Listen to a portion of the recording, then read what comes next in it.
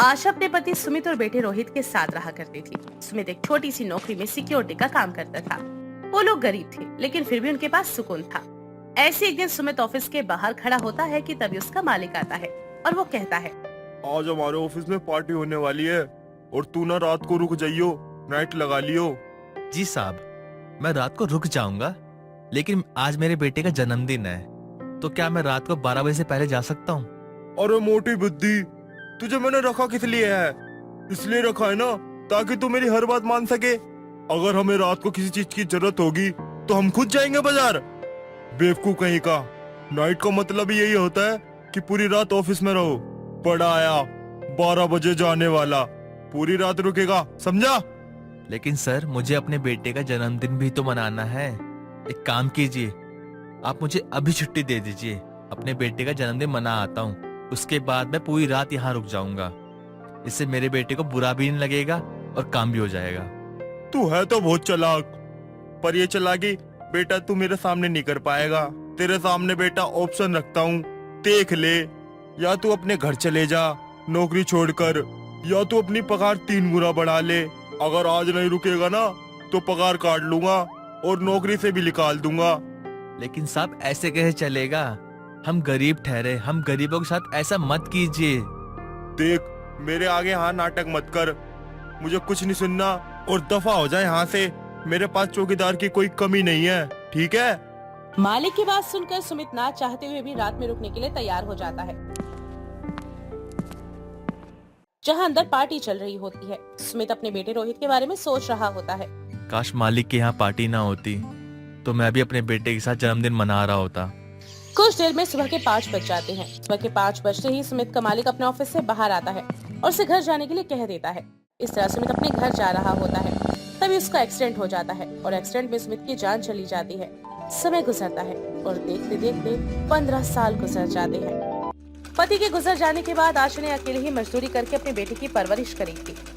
अपने बेटे को पढ़ाने लिखाने के लिए आशा ने अपनी सारी जमीन और गहने बेच दिए थे, ताकि उसका बेटा रोहित बड़ा होकर कुछ बन जाए। रोहित ने भी बचपन से अपनी माँ को मेहनत मजदूरी करते हुए पाया था, इसलिए वो अपनी पढ़ाई पर काफी ध्यान भी दिया करता था। ऐसे ही एक दिन, माँ, आज मैं बहुत खुश हूँ। पर मेरे बेटे की खुशी का राज क्या है? माँ, आपके बेटे की मुंबई में जॉब लग चुकी है और कंपनी की तरफ से हमें घर भी मिल रहा है। मुझे 2 दिन के अंदर वहाँ जाना भी है, इसलिए ना आप जल्दी से अपना और मेरा सारा सामान पैक कर दो। नहीं बेटा, तेरे साथ मैं मुंबई नहीं जा सकती हूँ। तू वहाँ चला जा। यहाँ पर मैंने तुझे पढ़ाने के लिए काफी लोगों से कर्जा लिया है। जब तक मैं वो कर्जा उतार नहीं देती, मैं तेरे साथ नहीं जा सकती बेटा। माँ, हर महीने में पैसा भेजता रहूंगा, सारे कर्जे खत्म हो जाएंगे और हम अपना एक घर भी तो छोड़ कर जा रहे हैं। मैं सबसे बात कर लूंगा, आप बस सामान पैक कर लो जल्दी जल्दी। रोहित अपनी माँ से बहुत प्यार करता था और कभी भी अपनी माँ को अकेले नहीं छोड़ना चाहता था। इसलिए रोहित अपनी माँ को अपने साथ मुंबई ले जाता है और कंपनी में दिन रात मेहनत करता है। उसकी इस मेहनत से ऑफिस की मालकिन की बेटी सुधा रोहित से बहुत खुश हो जाती है। और एक दिन,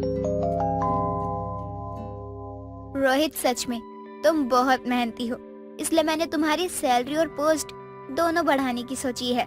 थैंक यू मैम, आपको मेरी मेहनत और काम की कदर है। मुझे ये देखकर बहुत खुशी हुई।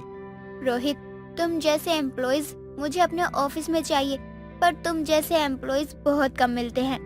हमारे पूरे ऑफिस में तो तुम एक ही हो ऐसे, जिसकी वजह से हमारी कंपनी में इतनी तरक्की हुई है। भला जिसकी वजह से हमारी कंपनी तरक्की कर रही है, मैं उसे नजरअंदाज कैसे कर सकती हूँ? इस तरह 6 महीने के अंदर ही रोहित अपनी कंपनी का सीनियर मैनेजर बन जाता है। अब पूरी कंपनी एक तरफ और रोहित के हाथों में थी। ये देखकर आशा को बड़ा अच्छा लगता है। वहीं दूसरी तरफ सुधा भी रोहित को पसंद करने लगी थी। रोहित, तुम्हारी मेहनत के चलते ही हमारी कंपनी इतने ऊंचे एक मुकाम पर पहुंच गई है। और तो और हमें इतना बड़ा प्रोजेक्ट मिला है। मैं सच में तुम्हारे काम में बहुत खुश हूँ, लेकिन मैं तुमसे उम्मीद करती हूँ कि ये जो हमें नया प्रोजेक्ट मिला है, इसमें भी तुम अपना 100% दोगे। मैडम, इस कंपनी ने मेरे सभी सपनों को पूरा किया है, इसलिए मैं पूरी जी जान लगा दूंगा इस कंपनी को 7वें आसमान पे पहुंचाने में। मुझे तुम्हारा यही अंदाज बहुत पसंद है। अच्छा, क्या आज तुम मेरे साथ 7 स्टार रेस्टोरेंट में चलोगे डिनर करने के लिए? मैं चला जाता, पर घर पर मेरी माँ अकेली है और जो माँ अपने बेटे के बिना खाना नहीं खाती, मैं उन्हें छोड़कर आपके साथ रेस्टोरेंट में कैसे खा सकता हूँ मैडम? प्लीज रोहित, मना मत करो। ये मेरी तरफ से तुम्हारे लिए एक ट्रीट है। अगर तुम चाहो तो अपनी माँ को भी ला सकते हो या फिर वहाँ से अपनी माँ के लिए खाना भी पैक करवा सकते हो। रोहित को काफी कन्विंस करती है, जिसके बाद रोहित सुधा को मना नहीं कर पाता और उसके साथ रेस्टोरेंट चला जाता है। सुधा ने बहुत ही सुंदर सी ड्रेस पहनी थी और वो काफी सुंदर भी लग रही थी। कहीं ना कहीं रोहित को भी सुधा पसंद थी। अब सुधा रोहित को अपनी दिल की बात कहती है तो रोहित उसके प्रपोजल को मना नहीं कर पाता। रोहित, तुम मुझे बहुत पसंद हो। मुझे कब तुमसे प्यार हो गया मुझे खुद नहीं पता चला। मैं तुम्हारे साथ कैजुअल रिलेशन में नहीं बल्कि शादी करना चाहती हूँ। क्या तुम मुझसे शादी करोगे? मुझे यकीन नहीं हो रहा कि जिस कंपनी में मैं काम करता हूँ उस कंपनी के मालिक की बेटी मुझसे प्यार करती है। अरे वाह, मेरी तो लॉटरी लग गई। वैसे भी मैं भी तुमसे बहुत प्यार करता हूँ, बस कभी कह नहीं पाया क्योंकि तुम एक बड़े घराने की लड़की हो और मैं छोटा सा गरीब इंसान। रोहित, गरीब और अमीर पैसों से नहीं बल्कि इंसानों से होती है। तुम भले ही पैसों से गरीब हो लेकिन दिल से तुम बहुत अमीर हो। इस तरह रोहित और सुधा एक दूसरे को गले लगाते हैं और कुछ देर बाद अपने अपने घर चले जाते हैं और अपनी फैमिली को ये सारी बातें बता देते हैं। आशा अपने बेटे से बहुत प्यार करती थी, इसलिए वो अपने बेटे की हाँ में हाँ मिला देती है और शादी के लिए हाँ कर देती है। बहुत जल्द सुधा और रोहित की शादी हो जाती है। शादी के बाद सुधा बिल्कुल नहीं बदलती और अपनी सास को जरा भी पसंद नहीं करती क्योंकि उसकी सास गाँव की औरतों जैसी बनकर रहती थी। ऐसे ही एक दिन, बहू, अब तुम्हारी शादी हो गई है। अब तुम्हारी सास और माँ मैं ही हूँ। तुम इस तरह अगर रात भर घर नहीं आओगी, छोटे कपड़े पहन के घूमोगी और रोज रात में ड्रिंक करके सोओगी तो लोग क्या सोचेंगे बेटा? सासू माँ, ये आपका गांव नहीं है, मुंबई है। आप अब शहर में हैं और मैं शहर की सबसे अमीर लड़की हूँ।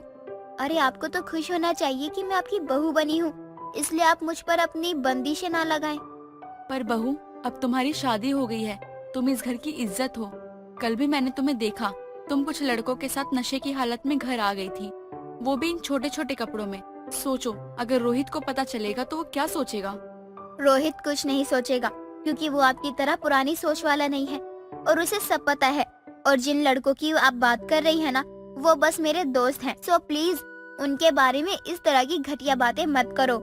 सुधा अपनी सास को भला बुरा कहकर सुनाकर वहाँ से चली जाती है, लेकिन दूर खड़ा रोहित ये सब कुछ देखता है। अपने बेटे का उदास चेहरा देखकर आशा उसके पास जाती है और उसको प्यार से कहती है, रोहित, तू क्यों दुखी हो रहा है? अरे बहू की अभी आदत नहीं है परिवार में रहने की, इसलिए बहू ऐसी हरकतें कर रही है। पर तू चिंता मत कर, सब ठीक हो जाएगा। आशा की बात सुनकर रोहित अपनी माँ को गले से लगा लेता है और कहता है, माँ, मुझे माफ कर दो। बाबा के जाने के बाद मैंने आपका सपना तो पूरा किया, मगर मैं आपके लिए एक अच्छी और संस्कारी बहू नहीं ला पाया। कोई बात नहीं बेटा, जो होता है अच्छे के लिए होता है। तू देखना, बहू जल्दी ही सुधर जाएगी। इस तरह अब रोहित और आशा अपने अपने कमरे में चले जाते हैं। शाम होते ही शॉर्ट ड्रेस डालकर अपने बिगड़े दोस्तों के साथ सुधा पार्टी करने के लिए चली जाती है।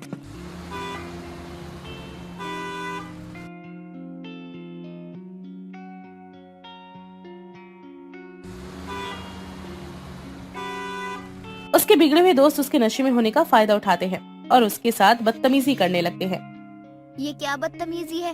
तुम लोग मुझे ऐसे नहीं छू सकते। तुम जानते हो ना, मैं इस शहर की सबसे अमीर लड़की हूँ और मैं शादीशुदा भी हूँ। जानते हैं, हम बहुत अच्छे से जानते हैं कि तू यहाँ की सबसे अमीर इंसान है। हाँ, लेकिन हमारा क्या? हाँ, हम तो तेरे आगे पीछे घूमते थे ना, ताकि हम तुझे पा सके, तुझे छू सके। लेकिन नहीं, तूने शादी किससे की? किससे की शादी तूने? अपने ऑफिस में काम करने वाले एक मजदूर से। ओह सॉरी, मतलब मैनेजर से। इंसान बड़ा हो या छोटा हो, होता तो मजदूरी है। वैसे उस मैनेजर से शादी करके तुझे क्या मिल गया? हाँ, बहुत गलत किया तूने। हम तेरे आगे पीछे थे तो तुझे हमसे प्यार करना चाहिए था, हमसे शादी करनी चाहिए थी। लेकिन नहीं, तू ठहरी बड़ी पैसे वाली, जब मन में आए जो आए वो करे। बहुत गलत बात कर दी तूने। और क्या कह रही थी तू अभी? हाँ, क्या कह रही थी? शादीशुदा है। अरे ओ, ये जो तेरी हरकतें है ना, वो साफ साफ बताती है कि तू किसी अच्छे घर की नहीं है, समझी? वरना शादी के बाद अनजान लड़कों के साथ घूमना, उनके साथ दारू पीना और पता नहीं क्या क्या करना, ये सब करने के बाद भी तुझे लगता है कि तू बहुत अच्छे घर की है? हाँ? ओह, दूध की धुली हुई इंसान, तेरी ना सबसे बड़ी दिक्कत पता है क्या है? कि तू ना कभी एक्सेप्ट नहीं करती है कि तेरी दिक्कत क्या है। अब तू हमारे साथ बैठ के दारू पी रही है, नशे में चूर है, तू हमारे साथ हमेशा दारू पीती रहती है, और आज तो देख तूने घर पे हमें बुलाया है दारू पीने के लिए। इसका मतलब हम क्या समझेंगे? यही ना कि तू भी हमें इंटरेस्टेड है, कि तू भी हमारे साथ वो सब करना चाहती है जो हम इतने सालों से तेरे साथ करना चाहते हैं, लेकिन कभी कर नहीं पाए। आज तो मौका भी है, दस्तूर भी है, थोड़ा पास तो आजा। अरे आना। सुधा के सभी दोस्त उसके साथ छेड़छाड़ करने लगते हैं और नशे की हालत में उन पर बहुत चिल्लाती है। सुबह के चिल्लाने की आवाज सुनकर आशा बाहर आती है और ये सब कुछ देख लेती है और आशा हाथों में डंडा लेकर पहुंचती है। मेरी बहू को हाथ लगाने की जरूरत कैसे हुई तेरी? तुम सब भागो यहाँ से, वरना मैं तुम्हारी आज खैर मचा दूंगी, मार मार के तुम्हारा भरता बना दूंगी। चले जाओ यहाँ से। आई, आई, अरे लगता है ये बुढ़िया पागल हो चुकी है, भागो यहाँ से। अपनी सास को अपने लिए लड़ता देखकर सुधा की नजरें शर्म से झुक जाती हैं, पर आशा अपनी बहू को कुछ भी नहीं कहती बल्कि उसका साथ देती है। ये देखकर सुधा को अपनी गलती का एहसास होता है और वो अपनी सास से माफी मांगती है। माँ जी, मुझे माफ कर दीजिए, मैंने आपके साथ इतनी बदतमीजी की, आपकी इज्जत को दांव पर लगाया, फिर भी आपने अपनी इस बेशरम बहू की मदद करी। बहू खबरदार, अगर तूने कभी भी अपने लिए ऐसे गंदे शब्दों का इस्तेमाल किया, तुझे अपनी भूल का एहसास है, इससे बड़ी बात क्या ही हो सकती है। गलतियाँ तो हर बच्चों से होती है, और मुझे अपनी अमीर बहू पे नाज है कि उसे शादी का मतलब पता है। मैंने देखा जब तेरे बदतमीज दोस्त तेरे साथ छेड़खानी कर रहे थे तो तूने उन सबको जवाब दिया था कि तू शादीशुदा है। अपनी सास की बात सुनकर सुधा अपनी सास को गले से लगाती है और फिर कभी भी सुधा ऐसी हरकतें नहीं करती और एक संस्कारी बहू की तरह बनकर रहती है। अपनी सास की सारी बातें मानती है और इस तरह दोनों सास बहू बिना किसी शिकायत के एक साथ रहती। ये देखकर रोहित को बहुत अच्छा लगता है।